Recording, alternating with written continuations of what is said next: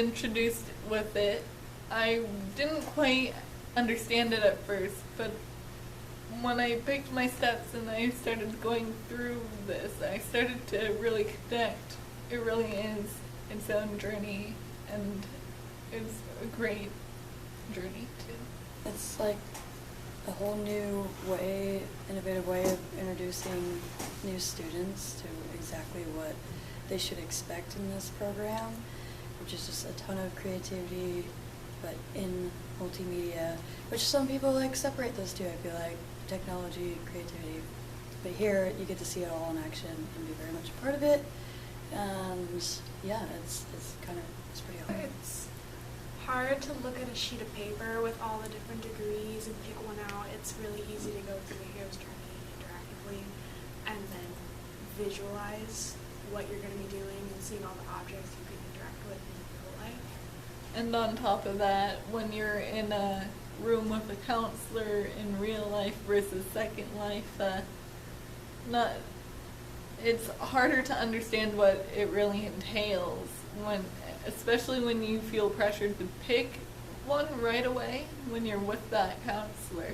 Mm-hmm. Whereas Second Life, it feels more relaxed because it feels more like a game than it does a meeting or any of those things. It allows you to really explore what it could mean for you.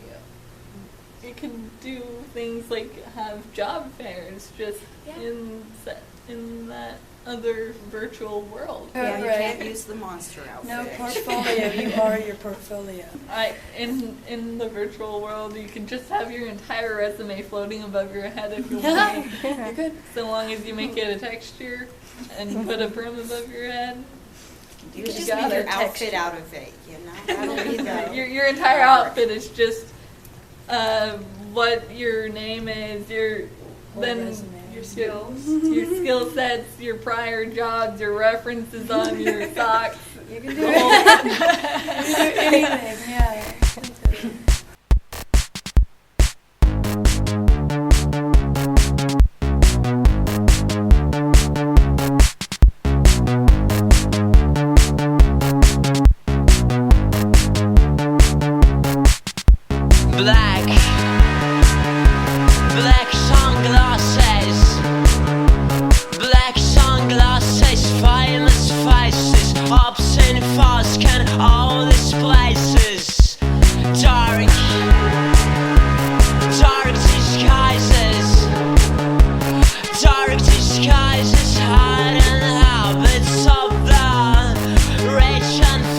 Hello, this is Clara, and I'm here to walk you through the beginning part of the journey.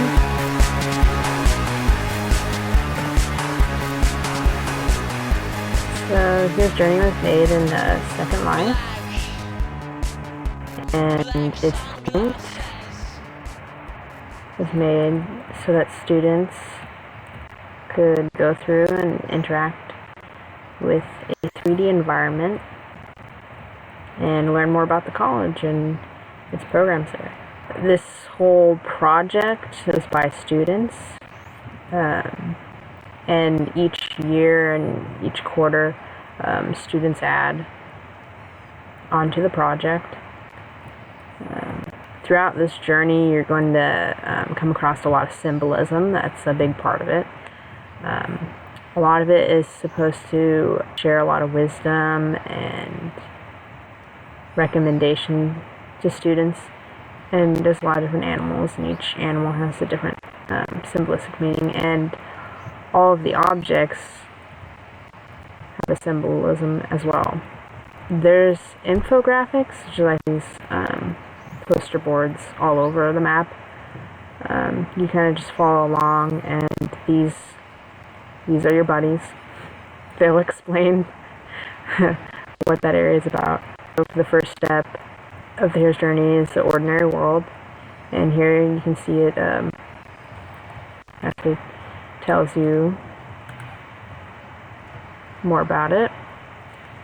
So this step refers to the hero's normal life, and it's where they're at before they're called to the adventure. And there's slideshows like in a lot of places, so they're pretty cool and interactive. And these boards you'll be able to find everywhere. They have the students' infographics works, and they're supposed to go with each step. So there's 12 of these, and there's various ones. You can click on it and it'll change for you. See, at the beginning, we're accumulating a shop area, so you can take all these gears with you when you first start. And there's a lot of accoutrements. In the closet, we actually have textbooks from the classes here, like Hitchhiker's Guide. This whole project is supposed to be kind of like that. It's a guide, Hitchhiker's Guide. Renne always had us have a journey journal where we can write down all of our ideas and thoughts, and every creative person, I guess, likes, or so I say, likes to have a creative journal. So that's what we have here. You can click on it and get that. And there's also, you can get different various stuff. You click on it and buy it. And you click on this, and you get to wear, or it's actually free, but you get to buy different types of pirate hats, and you can pick whatever color you want for them. So this will go with the school theme, Peninsula College. Anyways, yeah, these cupboards, you can actually open them. I haven't put stuff in them yet, but it's work in progress. And so this is the ordinary world. As you see, these are the famous lazy couch. And here's also a slideshow that you can interact with. It takes a little bit for it to render, but it's interesting. It's PlayStation. And here are the animal of this theme, Matrix and Beatrix. So it's one of them is obviously a bad influence, the one that's on the lazy couch. And then the other one is here on the light bulb and is getting you to go on your adventure. So, yeah, the call of the adventure. And here's the steering helm. This is a reoccurring theme throughout it. Each color goes with this step of a journey. That is kind of interesting. Then it's a circle because your journey is sort of like a cycle, and it can apply to your life over and over again. And so there's all kinds of animals, like there's baby deer, there's frogs, these keys. All these keys are along the map and stuff have a meaning behind them. I believe in the beginning they actually had a key circle and it had what they represented. So in the beginning you want to make sure you look at all that stuff so you have a better idea of what they mean. So you can take your time walking through. I'd recommend not rushing through anything. And so the second step is call to adventure. And just walk through here. And here we go, is another infographics. You can click on that. And see, these mirrors were actually made by students in the 3D design class, or one of the students in the 3D design class. There's actual objects everywhere. And there's this neat path, and it's like can apply to a bunch of different students. You go down, whichever one applies to you. Like there's like worker training students, running start, and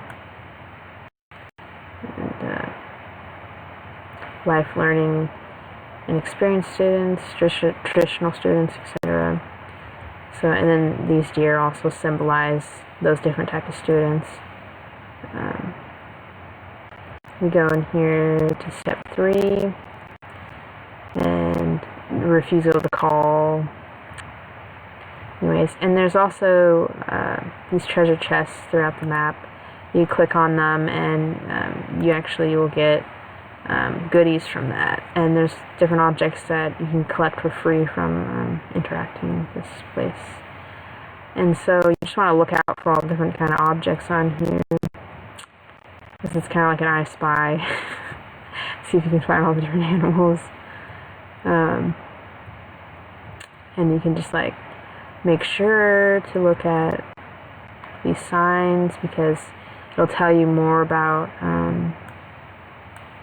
each step and how you can apply it to starting school or background, which is what we are applying the hero's journey to, is going to college.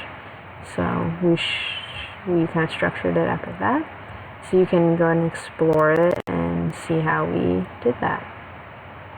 And I think it's really cool. And it's cool because it collects, it's like a showcase of all the students' work throughout the years. And I think it has some interesting information. I know I've learned quite a bit from it, and I've seen it change a lot since I worked on it. And I think people have been working on it for a few years. So I like to see where this goes or how much it improves over the years. So that'll be interesting. Well, I think that's pretty far enough for the hero's journey. I hope to see you in here. It's pretty cool to look at all the different objects that people made. They're pretty much released in unexpected areas, so you kind of just have to watch out for them. Like especially this neat little thing. This little staff someone made. I think it's pretty cool. And I think like there's actually some objects, you click on them and you get little bonus items or like Easter eggs or something, I guess you would call them. And so it's a lot of fun, a lot of interesting information, and I would highly recommend that you go and check it out if you're into interesting ways of things being presented and education and having a little bit of fun along the way. Why not?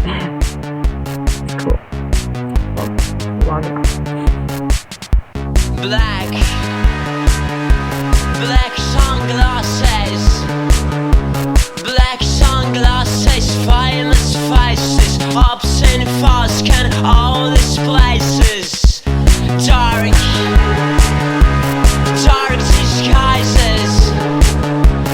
Dark disguises, hiding habits of the rich and famous.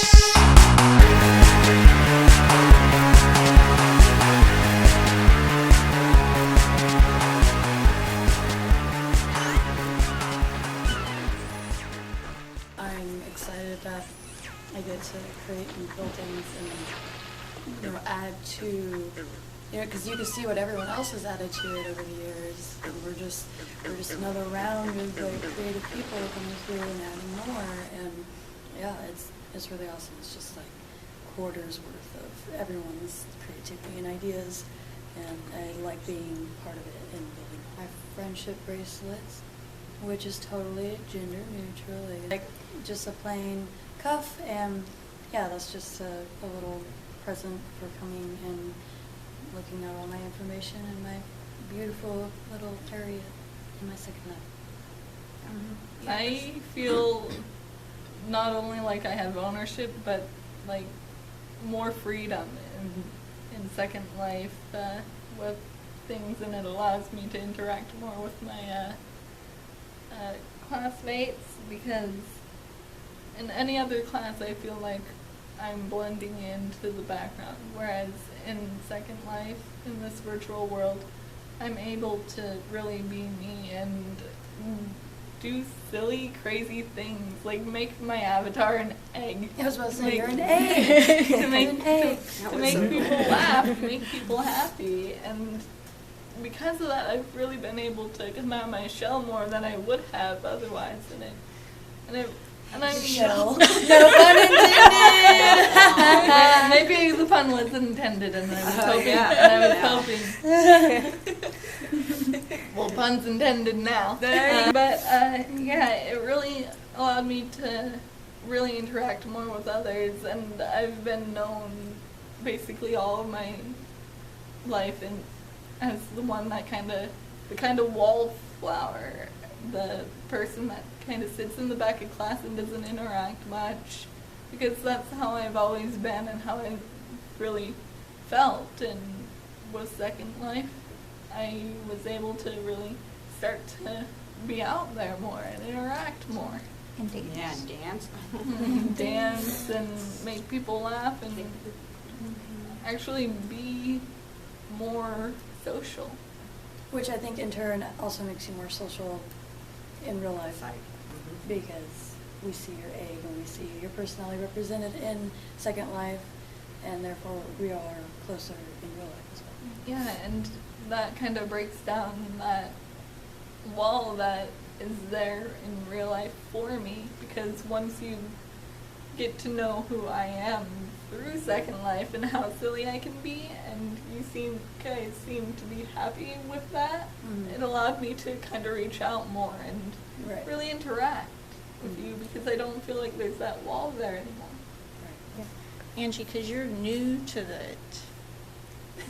you're new to the hero's journey and all this stuff. You are now. What has surprised you so far in working on the project? How much you can do in Second Life. It's not like any other game. It's really difficult to dress, but it gives you so many more options. It's like you can pretty much do anything. You could have a whole online school in there. So I was focusing on making my store for this quarter. So last quarter I made some high tops and socks, and I'm going to try and use some like cool t-shirts and stuff, and I want to be able to monetize that so I can be able to sell it and make money off of that, which would be cool. But it also fits into the hero's journey. I think I'm doing it under step 10, which is the hero's journey home. And so you can come into my shop and pick up a souvenir for your way back home. Come back with some cool kicks. So that's been really fun for me because I can do it for free technically. It's only like 10 lindens or something for me to upload a texture. But in real life, if I wanted to like make my whole like custom shoe line, it'd be so expensive and so hard. But it's been really fun and easy, and it's cool to kind of express yourself through clothing. I'm wearing like a lot of dark colors right now, but it is fun to like make yellow shoes that like nobody in real life would really wear except me. But on Second Life, I feel like a lot of people would probably resonate with weird, wacky clothes. So you can change your clothes as much as you want.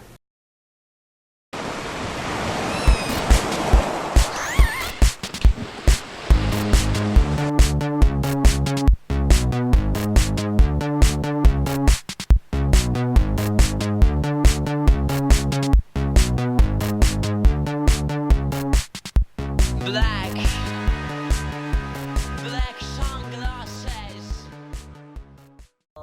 What is my side quest about? What inspired me to come up with the Veterans Club is that, one, I really wasn't understanding the project to begin with. So I was thinking, on campus here we have a Veterans Club, but it doesn't technically have a meeting place. They just meet at different places. So I thought, well, why can't we build a Veterans Club in Second Life? We're doing a representation of Peninsula College in Second Life, so let's make a Veterans Club.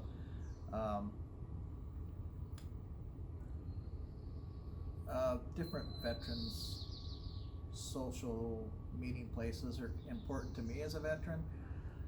So my hopes for this was that veterans can come into Second Life and meet and enjoy that camaraderie that they experience with their years in the military. No matter what branch you served in, veterans like to be with other veterans. They like to share stories and experiences, And another thing that I thought of with this is if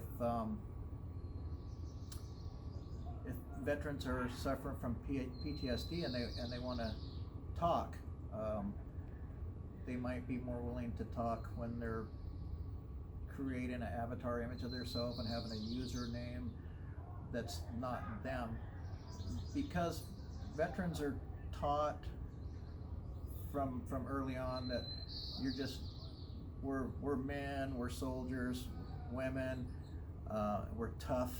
We don't let these things get to us. We're just supposed to keep them inside and deal with them. But it's becoming harder and harder all the time. And back in the World War II days, they called it shell shock. Said somebody's suffering from shell shock if they were having trouble dealing with the memories of combat. And now they call it PTSD. Some people can deal with it okay. Some people can't. My opinion is that if you've been in those situations, you're gonna have PTSD. No matter what, it's gonna be there. Those are things that you'll never unsee. And so if people can come in here and maintain their anonymity by having a username and password, they might be more likely to want to get things off their chest.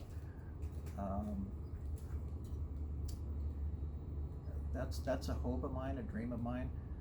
The statistic is 22 veterans commit suicide every day, and if we can make something like this available so they can talk and get things off their chest and learn how to deal with things, and save one person, then it was a success. So that's what my hopes are for the Veterans Club and Second Life.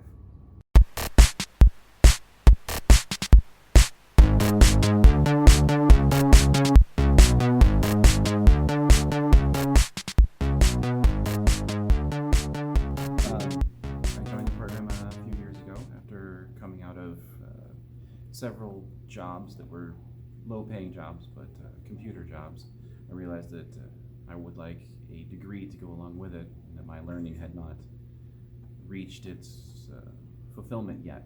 And so came here to PC to get a degree, and it turns out that I'm getting not just one degree, but 2 degrees. One in systems administration, the other one in cybersecurity. It's given me quite a bit of confidence. In fact, all the professors here have been incredibly helpful on this journey. When I came into this program, I immediately felt like I was the least educated person here at the college, especially in the technology program where there's so many younger students there. But after being helped by many of the professors and shown what I can do and just being allowed to do what I need to do, I have significantly more confidence and ability to just go out and start doing the things I need to do.